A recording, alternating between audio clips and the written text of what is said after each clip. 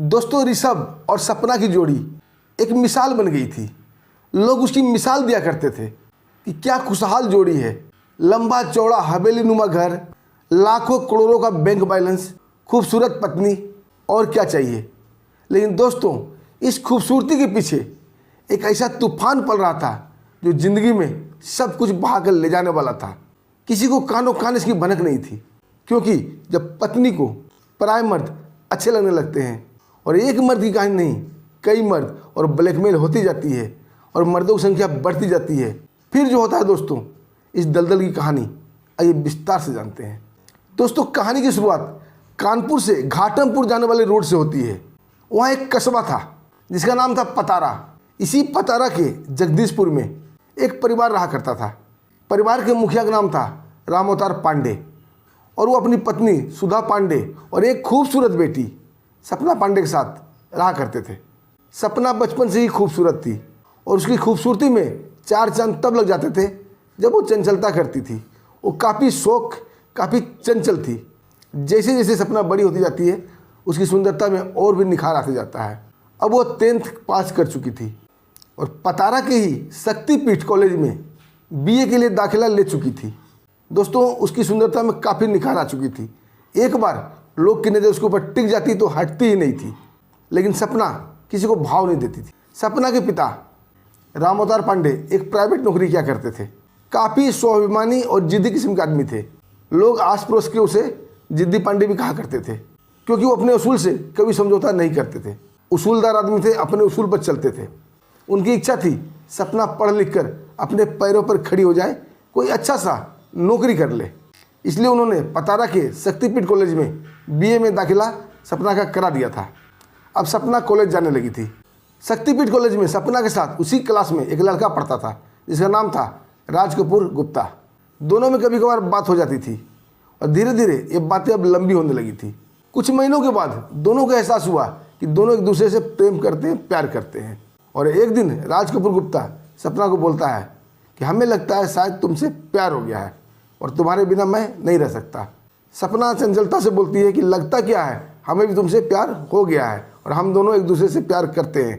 और दोस्तों, ये बोलकर सपना उसे गले लगा लेती है। अब दोस्तों, दोनों का प्यार परवान चढ़ने लगा। इधर कॉलेज में सपना को चाहने वाले कई लड़के थे। उन्हीं लड़कों में से एक लड़का था जो कि सपना के पिता को जानता था। जब सपना उसे भाव नहीं देती है और वो राज कपूर गुप्ता से प्यार करने लगती है, वो लड़का काफ़ी जल बुन जाता है और सपना के पिता रामअवतार पांडे को जाकर सारी बातचीत, सारी कहानी बता देता है। दोस्तों, ये सुनकर रामअवतार पांडे सन्न रह जाते हैं, क्या कि वो उसूलदार व्यक्ति थे, जिद्दी व्यक्ति थे। उन्हें सपना के ऊपर काफ़ी गुस्सा आता है। वो सारी वारदात, सारी वाकया अपनी पत्नी सुधा पांडे को बताते हैं और कहते हैं हमने सपना को वहाँ पढ़ने के लिए भेजा था, लेकिन ये गुल खिला रही है, हमें नहीं मालूम था। दोस्तों, वो काफ़ी चिंतित रहने लगे सपना को भविष्य के लेकर कि अब सपना का क्या होगा, क्योंकि वो चाहते थे कि सपना पढ़ लिख कर कोई नौकरी करे। लेकिन दोस्तों, बात उनकी इज्जत, उनकी रुतबा पे आ गई थी। इसलिए उन्होंने सपने की पढ़ाई को छोड़ा दिया और कॉलेज जाना बंद करा दिया। जब दोस्तों 2-3 दिन हो गए, सपना इस बात को समझ नहीं पा रही थी कि आखिर माता पिता ने कॉलेज जाना क्यों बंद करा दिया। आखिर वो तंग आकर अपनी माँ से पूछती है, सुधा पांडे से, कि माँ, आप लोग हमें कॉलेज जाने क्यों नहीं दे रहे हो। तभी दोस्तों उसकी माँ सुधा पांडे सपना के गालों पर जोरदार थप्पड़ मारते हुए बोलती है, तुम्हें नहीं मालूम कि तुम कॉलेज में पढ़ने के लिए जाती हो तो क्या गुल खिला रही हो। अब दोस्तों, सपना के पैरों तले जमीन खिसक गई। उसे पता चल गया कि माता पिता को राज कपूर गुप्ता के बारे में सब कुछ पता चल गया है। वो ढिठाई से अपनी माँ से बोलती है कि माँ, राज कपूर गुप्ता अच्छा लड़का है। दोस्तों, ये सुनते ही उसकी माँ काफ़ी आग बबूला हो जाती है और सपना को लगातार चांटे पे चांटे, चांटे पे चांटे, 3-4 चांटे जड़ देती है। अब बोलती है, तुम इतना बेहया हो गई हो कि तुम मेरे सामने अपने प्यार की बात करने लगी। अरे, हमारे परिवार में तो लड़कियां अपने रिश्ते की बात तक नहीं करती, उसके माता पिता ही उसके रिश्ते करते हैं। अगर तुम्हारी ये बात तुम्हारे पिता सुन लेते ना, तुम्हें जिंदा जमीन में गाड़ देते। दोस्तों, सपना काफ़ी डर जाती है। अब दोस्तों, सपना छुप छुप कर राज कपूर गुप्ता से फ़ोन पे बात करती है। उसे सारी वारदात, सारी वाकया बता देती है कि हमारे घर में हम लोग रिश्ते को लेकर बात पता चल गया है।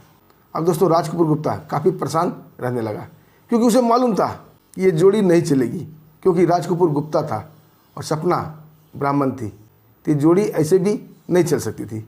लेकिन जहाँ तक हो सके दोनों ने कसमें वादे खाए कि हम जात पात से प्यार नहीं करते हैं, हमने तुमसे प्यार किया है, हम प्यार को निभाएंगे। और दोनों कोशिश करने लगते हैं उड़ने की।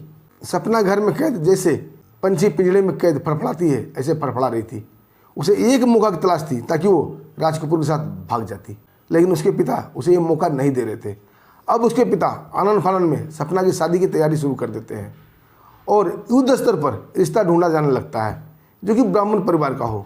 उनका किस्मत कहिए या ऊपर वाले कृपा कहिए, उनके किसी रिलेटिव ने एक रिश्ता सुझाया जो कि पड़ोस में ही कल्याणपुर से आया था। लड़के का नाम था ऋषभ तिवारी, उनके पिता का नाम था किशोर चंद तिवारी जो कि उत्तर प्रदेश पुलिस में दरोगा रह चुके थे। अब वो रिटायर हो चुके थे, लेकिन उनके पास करोड़ों का बैंक बैलेंस था, बड़ी सी हवेली, जमीन जायदाद, बहुत कुछ था। उनकी पत्नी नहीं थी, बस इकलौता बेटा था ऋषभ। लोग बताते हैं कि वो बेटा भी उन्होंने गोद लिया था किसी अनाथालय से। अब किशोर चंद तिवारी भी काफ़ी वृद्ध हो गए थे और उन्हें भी बहुत सारी बीमारियां थी, शुगर, बीपी, इससे वो काफ़ी परेशान रहते थे।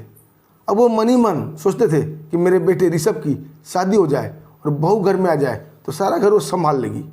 जैसे ही सपना का रिश्ता आता है दोस्तों, किशोर चंद तिवारी फटाफट इस रिश्ते को हाँ कर देते हैं। ऋषभ और किशोर चंद तिवारी सपना को देखने आते हैं उसके घर। दोस्तों, सपना को देखकर ऋषभ तो जैसे पागल सा हो गया था। उसे तो अपनी किस्मत पर यकीन ही नहीं हो रहा था कि उसे इतनी खूबसूरत पत्नी मिलने वाली है। लेकिन इस खूबसूरती के पीछे एक काला नागन, एक डायन छुपी हुई थी। उसे ऋषभ को नहीं मालूम था, जो आने वाले भविष्य में उसे डसने वाली थी, उसकी ज़िंदगी तबाह करने वाली थी। और दोनों शादी के लिए खुशी खुशी हाँ कर देते हैं। अब दोस्तों, सपना को जैसे मालूम होता है उसके माता पिता उसकी शादी तय कर दिए हैं, वो घर में बवंडर मचा देती है। लेकिन जैसे ही सपना की माँ सुधा पांडे उसको बताती है कि बेटी, तुम्हारी घर में सास भी नहीं है, एक ससुर है जो कि काफ़ी बीमार रहते हैं, काफ़ी बूढ़े हो गए हैं, करोड़ों की जायदाद है, सबकी मालकिन तुम ही बन के रहोगी। दोस्तों, इस सब्जबाग में सपना फंस जाती है। अब सपना मन ही मन सपना देखने लगती है कि अब करोड़ों की मालकिन वो बन जाएगी और वो विरोध छोड़ देती है और शादी के लिए खुशी खुशी हाँ बोल देती है। अब जैसे ही राज कपूर गुप्ता को ये बात की भनक लगती है कि सपना शादी कर रही है, वो तुरंत फ़ोन करता है। दोस्तों, यहाँ सपना तिरिया तिरत्तर वाला रोल अपनाना शुरू कर देती है और राज कपूर गुप्ता को बोलती है कि प्यार तो मैं तुमसे करती हूँ, तुम मेरे पहला प्यार हो, लेकिन मैं क्या करूँ, मेरी मजबूरी है, मेरे माता पिता इस प्यार की अनुमति नहीं दे रहे हैं और हमारी शादी कल्याणपुर के एक ऋषभ नामक लड़के से करा रहे हैं। लेकिन मैं ये शादी सिर्फ दौलत के लालच में कर रही हूँ। मैं सदा तुम्हारी रहूँगी और सदा तुम्हारी हूँ। शादी के बाद भी हमारा मन का और तन का दोनों रिश्ता कायम रहेगा। जब मर्जी मौका देकर मैं तुम्हें बुलाती रहूँगी और तुम्हारे साथ रिश्ते कायम करती रहूँगी। दोस्तों, राज कपूर गुप्ता ये सब बातें सुनकर शांत पड़ जाता है। एक तय मुहूर्त पर सपना की और ऋषभ की शादी हो जाती है। सपना विदा होकर ससुराल पहुँचती है। आस पड़ोस के लोग बहू देखने आते हैं, मुँह दिखाई की रस्म होती है। सब लोग सपना की खूब तारीफ कर रहे थे कि वाह, बहू हो तो ऐसी, बड़ा खूबसूरत बहू आई है। और दोस्तों, कुछ ही दिन में सपना सबके दिल पे राज करने लगती है। वो अपने ससुर की बहुत ख्याल रखती थी, वक्त पर दवाइयाँ देना, खाना देना, सब कुछ देना। और इस एवज में वो ससुर से मोटे पैसे ऐंठ लिया करती थी, कभी गहना, कभी कुछ और उसके ससुर किशोर चंद तिवारी ना चाहते हुए भी उसकी हाँ में हाँ मिलाते थे और उसकी जिद पूरा करते थे। सपना के पति ऋषभ हमेशा विदेश के दौरे पर रहते थे क्योंकि उसका बड़ा बड़ा बिजनेस था। और जैसे ही वो विदेश के दौरे पर जाते थे, सपना राज कपूर गुप्ता को अपने घर बुला लेती थी और उसके साथ रंगरेलियाँ मनाना शुरू कर देती थी। दोस्तों, यहीं से शुरू होती है एक और कहानी की शुरुआत। क्योंकि ऋषभ के घर पर कुछ किराएदार रहते थे। उसी किराएदार में से एक किराएदार था सुरेंद्र सिंह यादव, जो कि कुछ ही दूरी पर आशा मेडिकल चलाता था। उसका अपना एक मेडिकल हॉल था, आशा बोल के। वो इस बात को देखता है कि जब भी ऋषभ घर पे नहीं रहता है तो एक गैर मर्द इसके घर पे आता है और वो ताक झाक करने लगा। एक दिन राज कपूर गुप्ता और सपना को रंगे हाथों पकड़ लेता है, उसका वीडियो बना लेता है। और दूसरे ही दिन वो सपना से बात करता है, बोलता है, भाभी, जब भी ऋषभ भैया बाहर जाते हैं तो आप किसी को घर में बुलाती हो, है कौन वो? सपना बहाना बना देती है, बोलते हमारा एक रिश्तेदार है। जब सुरेंद्र सिंह यादव सपना को वीडियो दिखा देता है कि रिश्तेदार के साथ आप क्या कर रही थी, अगर ये बात आपके ससुर को पता चलेगा और ऋषभ भैया को पता चलेगा तो उनकी इज्जत का क्या होगा, उनके मान मर्यादा क्या होगा और सबसे बड़ी बात आपका क्या होगा। आप जो यहाँ करोड़ों की मालकिन बन के बैठी हैं, आपको तो लोग धक्के मार घर से बाहर निकाल देंगे। दोस्तों ये सुनते ही सपना के पैर तले जमीन खिसक जाती है और सुरेंद्र यादव से रिक्वेस्ट करने लगती है, विनती करने लगती है, ये वीडियो किसी को ना दिखाना और रिश्ते की बात किसी को नहीं करना। जो तुम चाहोगे तुम्हें मिलेगा, पैसा, प्यार, तन, सब कुछ मिलेगा। सुरेंद्र सिंह यादव बोलता है, मुझे पैसा कौड़ी नहीं चाहिए, बस आपका तन चाहिए, आपका शरीर चाहिए। और दोस्तों सपना उसे गले लगा लेती है। दोस्तों यहाँ से एक और अनैतिक रिश्ते की शुरुआत हो जाती है। अब सपना दो प्रेमी की बाहों में झूल रही थी। पहला राज कपूर गुप्ता, दूसरा सुरेंद्र सिंह यादव और एक पति ऋषभ। दोस्तों धीरे धीरे सपना अपने ससुर से बहुत सारा रुपया ज्वेलरी ऐंठ लेती है और अपना एक अकाउंट खुलवाती है और वहाँ पर एक लॉकर भी ले लेती है और बताते हैं करीब करीब 70-80 लाख के ज्वेलरी उस लॉकर में रख देती है। जब किशोर चंद्र तिवारी यानी कि सपना के ससुर के पास कुछ नहीं बचता है तो सपना उसे रास्ते से हटाने की सोचने लगती है। इसमें उसकी मदद करता है मेडिकल हॉल वाला उसका प्रेमी सुरेंद्र सिंह यादव। वो बताता है कि तुम्हारे ससुर बीपी के शुगर के मरीज हैं, इन्हें दवाइयों का डबल डोज दे दिया करो, ये दवाइयाँ उन्हें ठीक नहीं करेगी बल्कि उनका हार्ट फेल कर देगी। और सपना ऐसा ही करती है, रोज़ उसे डबल डोज दवाई दे दिया करती थी और धीरे धीरे उनके ससुर हार्ट अटैक से मर जाते हैं। लोगों को यह सामान्य मृत्यु लगती है। अब सपना घर में अकेली मालकिन रह गई थी क्योंकि उसके पति महीने में कई बार विदेश जाते थे। अब ये खुलकर दोनों प्रेमी की बाहों में झूल रही थी, कभी राज कपूर तो कभी सुरेंद्र सिंह यादव। अब दोस्तों यहीं से लालच शुरू होता है सपना का। अब वो सोचती है जितनी भी प्रॉपर्टी है सब में नॉमिनी वो होना चाहिए। दोस्तों एक दिन उसका पति विदेश से आता है। अब सपना जिद पे आ जाती है कि आपके पास जो भी प्रॉपर्टी है सबका नॉमिनी आप मुझे बनाएं और आधी प्रॉपर्टी की मालकिन मुझे घोषित करें। दोस्तों पति पत्नी में विवाद होता है। पति बोलता है, सपना मेरे पास सारा प्रॉपर्टी तुम्हारा ही है और हमारा कोई है नहीं, तुम ही मेरी पत्नी हो, फिर तुम ऐसी जिद क्यों कर रही हो। लेकिन सपना का लालच सर चढ़ के बोल रहा था। कहते हैं दोस्तों विनाश काले विपरीत बुद्धि। जब ये सपना सबकी मालकिन खुद थी लेकिन उसे समझ में नहीं आता ये बात, वो जिद पे आ जाती है। दोनों पति पत्नी में तकरार होता है, कई बार झगड़ा होता है। अब सपना को एक दिन ऋषभ 2-3 थप्पड़ मार देता है। अब वो जिद पे आ जाती है कि मैं ऋषभ को अपने रास्ते से हटा दूंगी। जैसे ही ऋषभ बाहर जाता है दोनों प्रेमी को कॉल करके बुला लेती है और दोनों के सामने जिद रखती है, अगर मुझे पाना है, हमारे तन का सुख लेना है, हमारी सुंदरता का रसपान करना है तो हमारे पति को रास्ते से हटाना पड़ेगा। अब दोस्तों राज कपूर गुप्ता इस बात के लिए तैयार हो जाता है। राज कपूर गुप्ता का ग्लास का कारोबार था, उसके यहाँ कई स्टाफ काम करते थे। वो अपना एक स्टाफ से बात करता है, उसका नाम था सत्येंद्र सिंह। सत्येंद्र सिंह से बात करता है कि उसे एक आदमी को रास्ते से हटाना है, इसके बदले में तुम्हें मुँह मांगा पैसा मिलेगा। और वो सपना से 3 लाख में इस बात की डीलिंग करता है और 50 लाख बतौर एडवांस दिलवा देता है।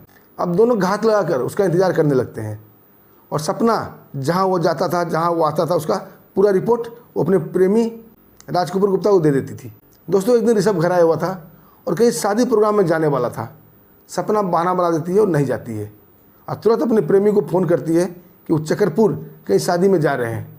अब पूरा एड्रेस उन्हें नोट करा देती है। फिर क्या था दोस्तों, राज कपूर गुप्ता और सत्येंद्र सिंह दोनों वहाँ पहुँच जाते हैं। स्कूटर नंबर सपना ने बता रखा था। ऋषभ शादी में एंजॉय कर रहा था, ये दोनों उसका स्कूटर सुबह से पंचर कर देते हैं। जैसे ही रात को 10 बजे खाना पीना खा के ऋषभ बाहर निकलता है, अपना स्कूटर पंचर पाता है। अब स्कूटर को धक्का मारते हुए वो हाईवे तक ले जाता है और हाईवे पर एक होटल था, शिवा होटल, वहीं एक पंचर की दुकान थी। लेकिन रात को पंचर की दुकान बंद हो चुकी थी। तभी राज कपूर और सत्येंद्र दोनों आ जाते हैं और चापड़ से ऋषभ के ऊपर हमला कर देते हैं। ऋषभ का गर्दन और कंधा काफ़ी जख्मी हो जाता है, बहुत गहरे घाव लगते हैं और गिर जाता है। वहाँ खून ही खून बिखरा पड़ा था और दोनों वहाँ से भाग जाते हैं। वो दोनों इसे मरा हुआ समझ रहे थे। तभी दोस्तों कई राहगीर वहाँ जाते हैं, उसे हॉस्पिटल में भर्ती कराते हैं। उसकी पत्नी सपना भी रोते चीखते हॉस्पिटल पहुँच जाती है और एक वफादार सती सावित्री होने का नाटक करने लगती है। खूब रोती है, खूब चिल्लाती है, क्योंकि उसका प्रेमी ने फ़ोन करके बता दिया था कि काम तुम्हारा हो चुका है, मैंने उसे काट डाला। लेकिन दोस्तों किस्मत को कुछ और ही मंजूर था। ऋषभ मरा नहीं था, वो जिंदा था और वो जिंदा हो जाता है। अब दोस्तों 2-3 दिन हॉस्पिटल में रहने के बाद सपना उसे अपने घर ले आती है। घर लाने के बाद वो अपने प्रेमी को फ़ोन करती है और मेडिकल वाले जो आशिक था सुरेंद्र, उसे ही फ़ोन करती है। बोलती तुम लोग तो एक आदमी को मार नहीं सके। तब मेडिकल हॉल वाला सुरेंद्र सिंह बताता है कि भाभी अभी आपके पति का जख्म गहरा है, उसे दवाई चल रहा है और वो भी बीपी और शुगर का मरीज़ है। आप उसे इंसुलिन का और ग्लूकोज का डबल डोज इंजेक्शन लगवा दो। आज दोस्तों सुरेंद्र के द्वारा ग्लूकोज का इंजेक्शन डबल डोज दिवा देती है और ऋषभ का भी किडनी फेल हो जाता है और हार्ट अटैक से उसकी मृत्यु हो जाती है। लोगों को ये सामान्य मृत्यु लग रही थी। लेकिन दोस्तों ऋषभ के ऊपर गुंडे का हमला हुआ था, उसे काटा गया था, उसे ब्लड बहा था, इसलिए पुलिस ने हस्तक्षेप किया था। इसलिए लाश को ऐसे जलाने नहीं दिया जाता है। अब पुलिस आ जाती भाई पोस्टमार्टम कराने के लिए। कल्याणपुर के एसएचओ थे प्रद्युम्न सिंह, बड़ा ही ईमानदार आदमी थे। बोले नहीं ये तो मामला मर्डर का बनता है, और वो ले जाते हैं पोस्टमार्टम कराने। अब पोस्टमार्टम रिपोर्ट जैसे ही आती है दोस्तों, उनका सिर चकराने लगता है एसएचओ प्रद्युम्न सिंह का, क्योंकि ऋषभ की मृत्यु पोस्टमार्टम रिपोर्ट के मुताबिक हार्ट अटैक से हुई थी और दोनों किडनी फेल होने से हुई थी। अब उन्हें समझ में नहीं आता है कि चोट उसे कंधे पे लगी थी, दवाइयाँ चल रही थी और चोट भर भी चुका था, इलाज हो चुका था, फिर एकाएक किडनी फेल और हार्ट अटैक कैसे हो सकता है। और दोस्तों जैसे ही एसएचओ प्रद्युम्न सिंह अपने सीनियर ऑफिसर को बताते हैं ये बात, दोस्तों उनका ही माथा खनकता है और केस की इंक्वायरी के लिए एक टीम का गठन हो जाता है और इंक्वायरी शुरू हो जाती है। दोस्तों पहला शक जाता है सपना के ऊपर, क्योंकि और भी आगे पीछे दाएं बाएं कोई था ही नहीं सपना के अलावा। जब सपना को 3rd डिग्री दिया जाता है तो सारी अकड़ ढीली पड़ जाती है, टूट जाती है और सारा कहानी तोते की तरफ बक देती है। जैसे ही पूरी राम कहानी सुनाती है, पुलिस तुरंत एक्टिव होती है और मेडिकल हॉल वाले, जो आसाम मेडिकल हॉल का मालिक था सुरेंद्र सिंह यादव, उसे गिरफ्तार करती है और राज कपूर गुप्ता को भी गिरफ्तार करती है। उसके साथ उसका स्टाफ सत्येंद्र सिंह, उसे भी गिरफ्तार करती है। जब पूरे महफिल जम जाती है, सबको गिरफ्तार कर लिया जाता है, उन्हें बुलाया जाता है और ऑफिसर के सामने सबका बयान लिया जाता है दोस्तों, तो ये कहानी खुल के निकलती है कि एक पत्नी जब गैर मर्दों के बाहों में झूलने लगती है, गैर मर्द उसे पसंद आने लगते हैं, तो कहानी कहीं और हो जाती है, घर कहीं और हो जाता है और ज़िंदगी कुछ और हो जाती है। यही कहानी सपना की हो गई थी। सपना का लालच, उसकी अय्याशी ने उसे कहीं का नहीं छोड़ा। कहाँ सपना करोड़पति अरबपति बनने का ख्वाब देख रही थी, अकेली मालकिन बनने का ख्वाब देख रही थी, और कहाँ अब उसकी ज़िंदगी पूरी ज़िंदगी जेल में कटेगी। और अय्याशी के चक्कर में राज कपूर गुप्ता, सत्येंद्र सिंह, सुरेंद्र, सबकी ज़िंदगी जेल में कटेगी। दोस्तों आपका क्या कहना है इस वीडियो पर, आपका क्या राय है, अपना कीमती राय जरूर दीजिएगा। दोस्तों फिर मिलते हैं एक शानदार ऐसी ही सच्ची कहानी के साथ, तब तक के लिए मैं आज्ञा दीजिए। नमस्कार, जय हिंद, जय भारत।